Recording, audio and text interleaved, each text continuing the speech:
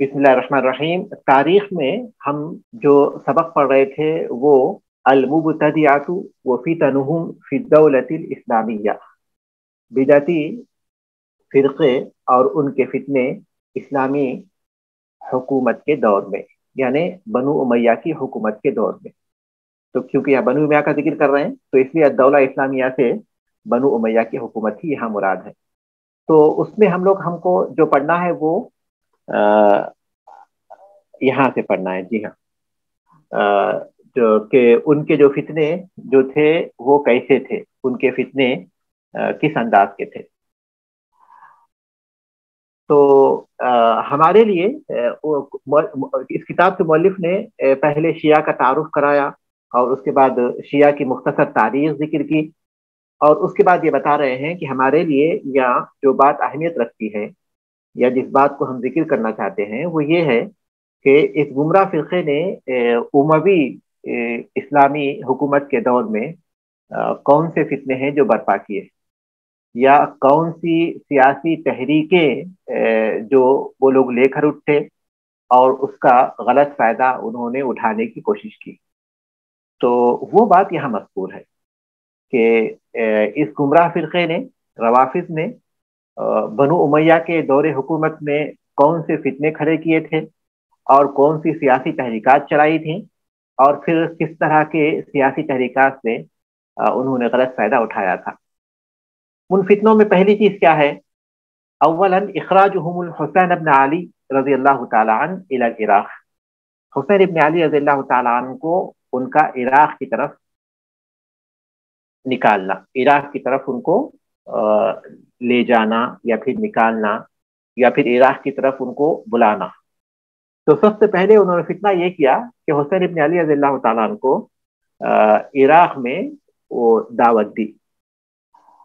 राफिजा ने जो फितने और जो हंगामे और जो इस्तिराबात पैदा किए थे यजीद इब्ने मुआविया के खिलाफ, उनमें से एक ये था कि उन्होंने हुसैन इब्न अली रज़ियल्लाहु ताला अन्हु को बैअत लेने की दावत दी। ये बात उनके पास लिखी हुसैन रज़ियल्लाहु ताला अन्हु के पास, जबकि वो मक्के में थे, कि आप यहाँ आ जाइए इराक में, कूफे में, हम आपके हाथ पर बैअत करेंगे। इस तरह उन्होंने हुसैन रज़ियल्लाहु ताला अन्हु को उमवी हुकूमत के दौर में निकाला और ये बात जाहिर की कि उनकी क़ियादत में वो बनु उमैया से बगावत करेंगे। लेकिन जब हुसैन रज़ियल्लाहु ताला अन्हु यहाँ से निकलकर, हिजाज से निकलकर, मक्के से निकलकर इराक गए, तो उन्होंने उनको तन्हा कर दिया और उनका साथ नहीं दिया, यहाँ तक कि वो शहीद कर दिए गए। जैसा कि यजीद बिन मुआविया की खिलाफत का जो बाब गुजर चुका है उसमें ये बात हम पढ़ चुके हैं। ये पहला फितना था उनका। रवाफिज का जो पहला फितना था वो हुसैन इब्न अली रज़ियल्लाहु ताला अन्हु को कूफा बुलाना और फिर उनको तन्हा छोड़ देना। दूसरा जो फितना है फितनतुत तव्वाबीन, तौबा करने वालों का फितना। फितनतुत तव्वाबीन जुमले ही से आप समझ रहे हैं कि उसके माने तौबा करने वाले का फितना। और आप थोड़ा सा गौर करेंगे तो आप पर यह बात भी वादे हो जाएगी कि ये तौबा करने वाले कौन हो सकते हैं। ये तौबा करने वाले वही लोग हो सकते हैं जिन्होंने हुसैन रज़ियल्लाहु ताला अन्हु को बुलाया था और उसके बाद उनको तन्हा छोड़ दिया था। उसके बाद उनको अपनी गलती का एहसास हुआ और ये जाहिर करने लगे कि हम लोग जो है, हमारी तौबा ये है कि अब हम लोग बनु उमैया के खिलाफ खुरूज करें। तो ये वो फितना है जो कूफे में, कूफा और बसरा इराक के मशहूर शहर है। तो ये जो फितना है फितनतुत तव्वाबीन, ये कूफे में 65 हिजरी में कायम हुआ था। कहते हैं कि ये जो फितना हुआ था वो सुलेमान इब्न सरद अल-खज़ाई, सुलेमान इब्न सरद अल-खज़ाई की क़ियादत में उठा था और इन्होंने अपने आप को तव्वाबीन का नाम दिया था। इन्होंने अपने आप को तव्वाबीन का नाम दिया था क्योंकि उन्होंने इस बात का दावा किया कि वो अब तौबा कर चुके हैं और हुसैन रज़ियल्लाहु ताला अन्हु के मामले में जो उन्होंने तफरीद की है, कोताही की है, उस पर वो शर्मिंदगी का इजहार करते हैं। इस वजह से उन्होंने इस बात की कसम खाई कि वो अपने मालों और अपने जानों को कुर्बान कर देंगे اس معاملے میں کہ وہ بنو امیہ کی حکومت کو ختم کر کے رہیں گے. بنو امیہ کی حکومت کو ختم کرنے کے راستے میں وہ اپنی جانوں اور مالوں کو قربان کرنا پڑا تو قربان کر کے رہیں گے. اس بات پر انہوں نے قسم کھائی. پھر لوگوں کو حسین رضی اللہ تعالیٰ عنہ کا بدلہ لینے کی دعوت دی، ان کو ابھارا، اور بہت سے قصیدے اس سلسلے میں انہوں نے منظوم کیے ان کے حسین رضی اللہ تعالیٰ عنہ کے مرثیے کے طور پر. مسلمانوں نے اس کی وجہ سے بہت سے خطرات اور بہت سے مشکلات مسلمانوں نے جھیلے اور ان کو بہت سے نقصانات سے دوچار ہونا پڑا. یہ فتنہ آخر کار ختم کر دیا گیا. تیسرا جو فتنہ ہے، فتنۃ المختار ابن ابی عبید الثقفی المتنبی الکذاب فی العراق. مختار ابن ابو عبید ثقفی کا فتنہ، جھوٹا نبوت کا دعوے دار، جو کہ جھوٹا تھا عراق میں. یہ مختار ابن ابو عبید ثقفی، اس نے نبوت کا دعویٰ کیا تھا. یہ اس کا فتنہ ہے. اٹھا تھا وہ اسی کے لیے، یعنی شیعہ کے نام پر ہی اٹھا تھا وہ، اور نبوت کا بھی اس نے دعویٰ کیا تھا. یہ جو فتنہ ہوا وہ عبداللہ بن زبیر رضی اللہ تعالیٰ عنہ کی خلافت کے دور میں ہوا. ہم لوگ پڑھ چکے ہیں کہ یزید بن معاویہ کے بعد جب بنو امیہ کی حکومت بہت سے مسائل سے دوچار ہوئی تو حجاز میں عبداللہ بن زبیر رضی اللہ تعالیٰ نے اپنی حکومت قائم کی. اب یہ حکومت اتنی وسیع ہو گئی کہ بنی امیہ کے پاس سوائے شام کے اور کوئی مقام نہیں بچا تھا. تو اسی دور میں جبکہ عبداللہ بن زبیر رضی اللہ تعالیٰ عنہ خلیفہ تھے تو ان کے دور میں یہ مختار ابن ابو عبید ثقفی کا فتنہ کھڑا ہوا تھا. یہ فتنہ کس چیز کے پردے میں تھا، کس چیز کے مطالبے میں تھا کہ وہ جن لوگوں نے حسین رضی اللہ تعالیٰ عنہ کو قتل کیا ان سے بدلہ لینا ہے. اس چیز کے پردے کے پیچھے سے یہ فتنہ کھڑا ہوا تھا، اور بہت سے لوگ اس فتنے میں شامل ہو گئے، اور ان کو کچھ کامیابی بھی حاصل ہوئی، اور بہت سے لوگوں کو انہوں نے قتل کر دیا. وہ لوگ جو حسین رضی اللہ تعالیٰ عنہ کے قتل میں شریک تھے ان میں بہت سے لوگوں کو ان لوگوں نے قتل بھی کیا. ان میں جو سب سے پہلے تھے وہ عبید اللہ بن زیاد، یہ جو کوفے کا اس وقت امیر تھا، والی تھا، اور عمر ابن سعد بن ابی وقاص، جن کے بارے میں کہا جاتا ہے کہ یہی وہ شخص ہے جس نے حسین رضی اللہ تعالیٰ عنہ کو شہید کیا تھا. تو ان کو بھی انہوں نے قتل کر دیا.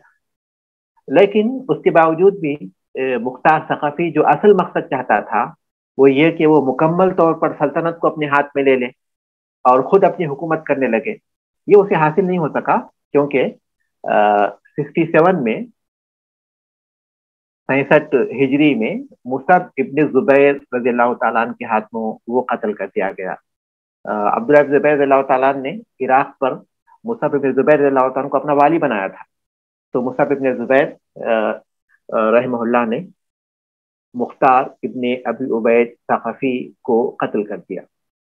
تو یہ اس میں جو ہے 3 بڑے فتنے جو ان کی وجہ سے پیدا ہوئے تھے، روافض کی وجہ سے، اس کا یہاں ذکر کیا گیا ہے.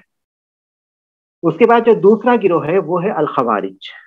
دوسرا جو گروہ ہے الخوارج. پہلا گروہ انہوں نے ذکر کیا روافض کا، جو گمراہ فرقے حکومت، اسلامی حکومت کے دور میں اسلامی حکومت کے لیے درد سر کا باعث بنے تھے، اور انہوں نے کئی موقعوں پر بغاوت جو ہے کی تھی. ان میں جو دوسرے ہیں خوارج. خوارج کون ہیں؟ وہ لوگ ہیں جنہوں نے علی رضی اللہ تعالیٰ کے خلاف خروج کیا تھا. خوارج یہ خارج سے ہے، جس کے بارے نکل جانے کے ہیں. اور خوارج کے معنی کیا ہیں؟ نکلے ہوئے لوگ. کہاں سے نکلے ہوئے؟ تو سب سے پہلے اس کا اطلاق ان پر کیا گیا جو علی رضی اللہ تعالیٰ کی فوج سے نکلے ہوئے تھے، ان کی فوج سے الگ ہوئے تھے. تو وہ لوگ جو کہ علی رضی اللہ تعالیٰ کے پاس تھے یا ان کی فوج سے الگ ہوئے تھے اور نکلے تھے، جبکہ وہ ان کے مددگار تھے، ان کے حمایت کرنے والے تھے. اور ان کے خروج کی وجہ کیا تھی؟ کیوں وہ لوگ نکل گئے تھے علی رضی اللہ تعالیٰ کا ساتھ چھوڑ کر؟ اس وجہ سے کہ علی رضی اللہ تعالیٰ نے تحکیم کو، حکم حضرت علی رضی اللہ تعالیٰ اور حضرت معاویہ رضی اللہ تعالیٰ کے درمیان میں صفین کی جو جنگ ہوئی تھی اور اس کے اختتام میں دونوں نے تحکیم پر رضامندی کا جو اظہار کیا، تو اس تحکیم کے بعد یہ لوگ الگ ہو گئے تھے۔ تو اس کے بعد جو ہے انہوں نے وہ علی رضی اللہ تعالیٰ کی فوج سے وہ لوگ ہٹ گئے اور ان کی بات کو نہیں مانا۔ تو یہ خوارج ہے جو تحکیم کے بعد علی رضی اللہ تعالیٰ کی فوج سے الگ ہو گئے تھے، یہ دعویٰ کرتے ہوئے کہ حکم تو صرف اللہ تعالیٰ ہوتا ہے، لیکن ان لوگوں نے چونکہ انسانوں کو حکم بنا لیا۔ معاویہ رضی اللہ تعالیٰ کی طرف سے ایک حکم ہے عمرو بن عاص رضی اللہ تعالیٰ، اور علی رضی اللہ تعالیٰ کی طرف سے حکم ہے ابو موسیٰ اشعری رضی اللہ تعالیٰ۔ تو اللہ تعالیٰ ہی حکم ہوتا ہے، لیکن ان لوگوں نے انسانوں کو حکم بنا لیا، لہذا یہ لوگ کافر ہو گئے۔ یہ دعویٰ کرتے ہوئے وہ علی رضی اللہ تعالیٰ کی فوج سے الگ ہو گئے تھے۔ علی رضی اللہ تعالیٰ کے خلافت کے دور میں انہوں نے جو شبہات پیدا کیے، اس میں جو سب سے بڑا شبہہ تھا وہ یہ تھا کہ خلیفہ کے لیے واجب ہے کہ وہ مسلمانوں کی طرف سے آزادانہ طور پر منتخب ہو، مسلمان آزادانہ طور پر اسے منتخب کرے، اور جب اسے منتخب کر لیا جائے تو اس کے لیے جائز نہیں ہے کہ وہ تنازل اختیار کرے، یعنی خلافت سے معذرت کرے یا پھر وہ تحکیم کو قبول کر لے۔ مسلمانوں کی طرف سے جب حکمران منتخب کر دیا جائے تو اس کے بعد اپنے اس حکومت سے اسے تنازل اختیار کرنا بھی جائز نہیں، اور پھر تحکیم کا قبول کرنا بھی جائز نہیں۔ اور ان کے گمان کے مطابق یہ ضروری نہیں کہ جو حاکم ہو وہ قریشی ہو، خلیفہ ہو قریش کے خاندان سے ہو، یہ ان کے اعتبار سے ضروری نہیں ہے، بلکہ قریش اور پھر ان کے علاوہ کسی بھی قبیلے کا ہو وہ کافی ہے، اگرچہ کہ وہ حبشی غلام ہی کیوں نہ ہو۔ اور جب وہ اس کو اختیار کر لیا جائے گا تو مسلمانوں کا رئیس ہوگا، اور ضروری ہے کہ وہ اللہ تعالیٰ کے احکام کی مکمل طور پر پابندی کرے۔ اگر ایسا نہیں کرے تو اس کو معزول کرنا اور اس کے خلاف خروج کرنا یہ واجب ہے۔ یہ کس کا عقیدہ ہے؟ یہ خوارج کا عقیدہ ہے۔ یہی وہ شبہ ہے جس کی بنیاد پر خوارج کہلاتے ہیں۔ یہ ان کی پہچان ہے، خوارج کی پہچان یہی ہے۔ اسی وجہ سے وہ لوگ جو ہے اسلامی حکومت کے خلاف خروج کرتے ہیں، اپنی طرف سے یہ دعویٰ کرتے ہوئے کہ یہ لوگ چونکہ اللہ تعالیٰ کے احکام پر عمل نہیں کرتے۔ اہل سنت کا یہ منہج نہیں ہے، اہل سنت کا یہ منہج نہیں ہے۔ لہذا یہ لوگ کہتے ہیں کہ جب آزادانہ طور پر مسلمانوں کی طرف سے خلیفہ منتخب ہو جائے تو مسلمانوں کی طرف سے جو خلیفہ منتخب ہوتا ہے اس کو جو ارباب حل و عقد ہیں وہ منتخب کرتے ہیں، عوام کے ذریعے نہیں، عوام کے ذریعے نہیں جیسا کہ جمہوریت میں ہوتا ہے، کیونکہ عوام کی رائے کا کوئی اعتبار نہیں ہوتا۔ وہ تو معمولی کچھ روپیوں پیسوں کے بدلے میں وہ اپنے ووٹ کو بیچ دیتے ہیں۔ ان کے اندر اتنی اہلیت نہیں ہوتی کہ پہچان سکے کہ کون خلیفہ بننے کے قابل ہے، تو اس لیے اس کا اختیار جو ہے مجلس شورا کو ہوگا، جیسا کہ عمر بن خطاب رضی اللہ تعالیٰ نے ایک مجلس شورا منتخب کی تھی۔ تو مسلمانوں کے وہ لوگ جو کہ اصحاب الرائے ہوں تو ان کے ذریعے منتخب ہوگا، اور پھر یہ کہ وہ منتخب ہو جائے تو وہ تنازل اختیار نہیں کر سکتا، یہ بھی غلط ہے، کیونکہ حسن رضی اللہ تعالیٰ نے تنازل اختیار کیا تھا، اور وہ تحکیم بھی قبول نہیں کر سکتا، یہ بھی غلط ہے، کیونکہ علی رضی اللہ تعالیٰ اور معاویہ رضی اللہ تعالیٰ نے تحکیم کو قبول کیا تھا۔ اور پھر یہ کہ قریش کے علاوہ بھی اگر خلیفہ قریش سے خلیفہ ہونا ضروری نہیں ہے، یہ جو خوارج کا عقیدہ ہے یہ بھی غلط ہے، کیونکہ اصل یہی ہے کہ خلیفہ قریش ہی سے ہوگا۔ اب یہ جو بات ہے کہ حبشی غلام بھی اگر خلیفہ بن جائے تو اس کی اطاعت کرو، یہ حدیث میں ہے، لیکن اس وجہ سے نہیں کہ خلیفہ کسی کو بھی بنایا جائے گا، بلکہ ہو سکتا ہے کہ کوئی شخص اپنی طاقت کے زور پر اور اپنی تائید کے زور پر مسلمانوں کا حکمران بن جائے، تو اگر وہ حبشی غلام بھی کیوں نہ ہوگا اس وقت اس کی اطاعت کی جائے گی، اس وجہ سے نہیں کہ اس کی خلافت کا حق ہے، بلکہ اس وجہ سے کہ اس کے خلاف خروج نہیں کیا جائے گا۔ لیکن اس کا مطلب یہ نہیں کہ ہم یہ کہیں کہ خلیفہ قریش کے علاوہ کوئی اور ہو سکتا ہے۔ الائمۃ من قریش، الائمۃ من قریش، یہ واضح حدیث ہے، قریش जो इमाम होगा, जो खलीफा होगा, वो कुरैश में से होगा।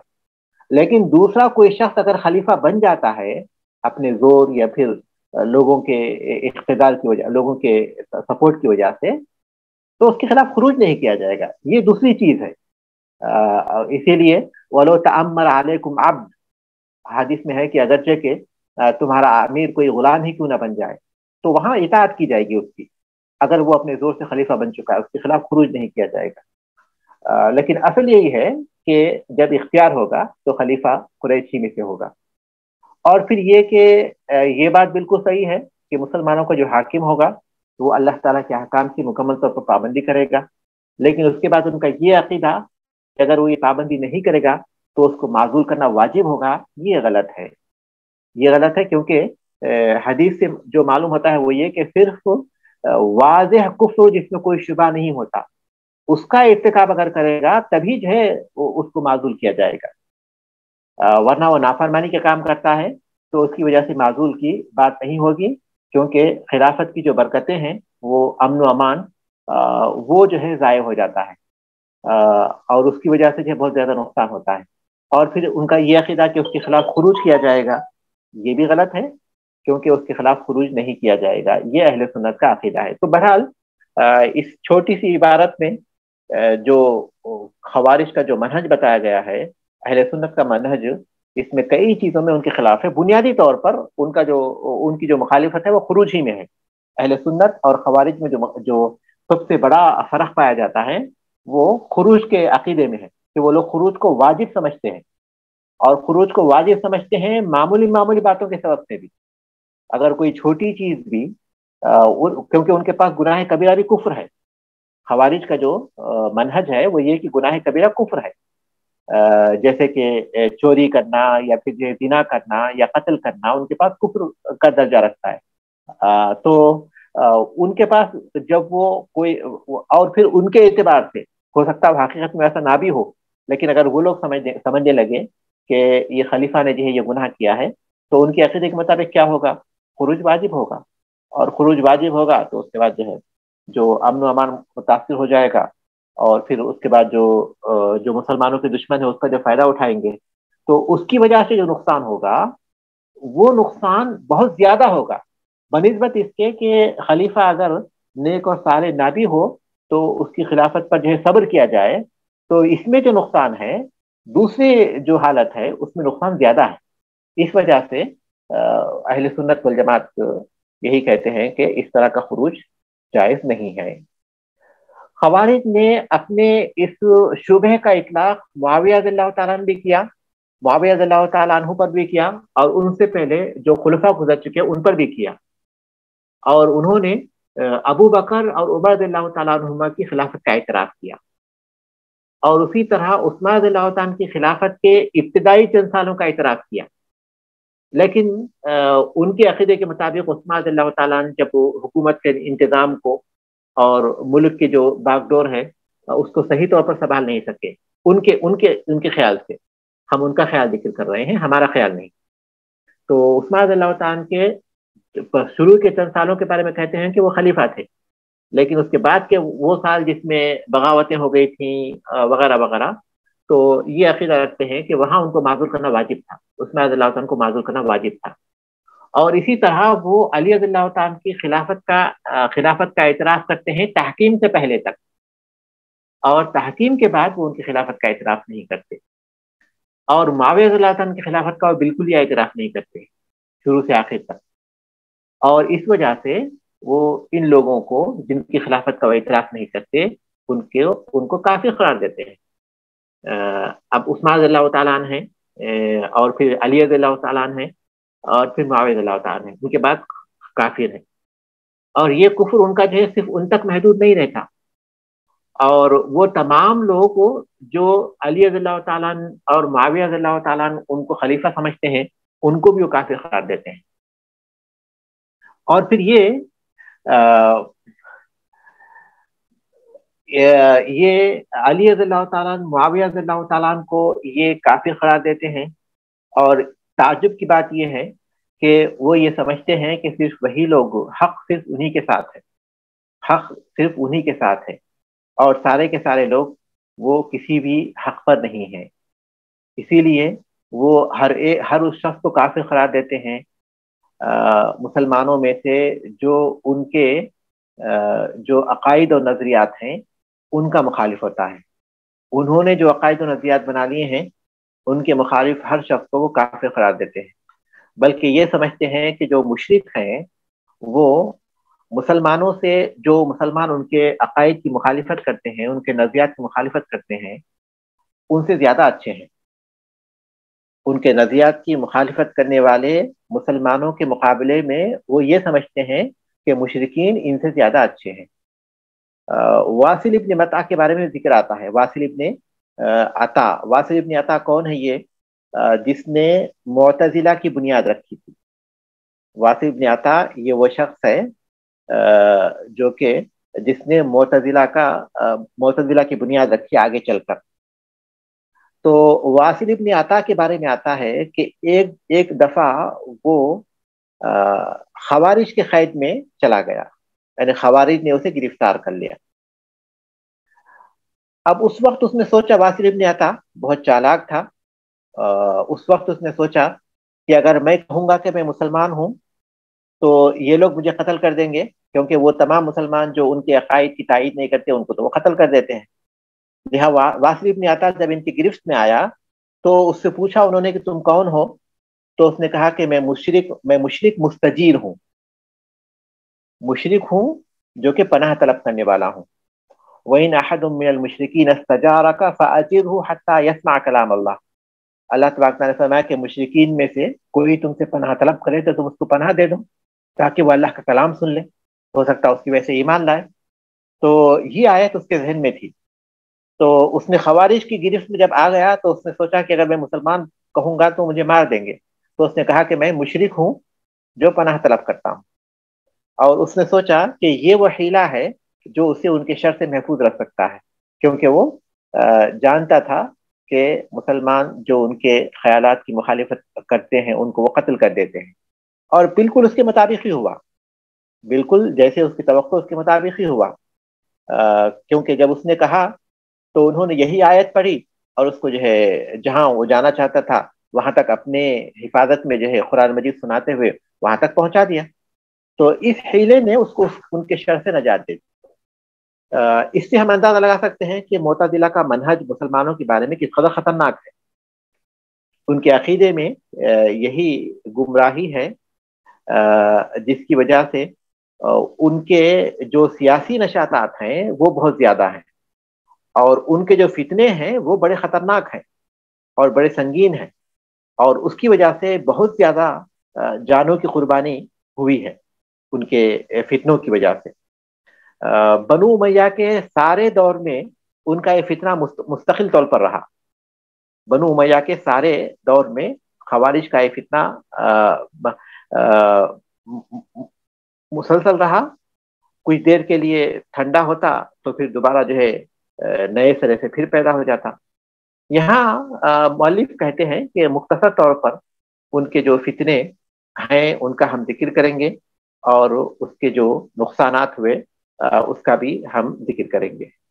تو یہاں ہم رک جاتے ہیں، اور اس کے بعد ان کے خوارج کے جو فتنے ہوئے اموی خلافت کے دور میں کب ہوئے اور کیسے ہوئے، اس کا جو اختصار کے ساتھ یہاں ذکر کیا جا رہا ہے اس کو انشاءاللہ آئندہ کلاس میں پڑھیں گے۔ سبحانک اللہم و بحمدک، اشہد ان لا الہ الا انت، استغفرک و اتوب الیک۔ السلام علیکم۔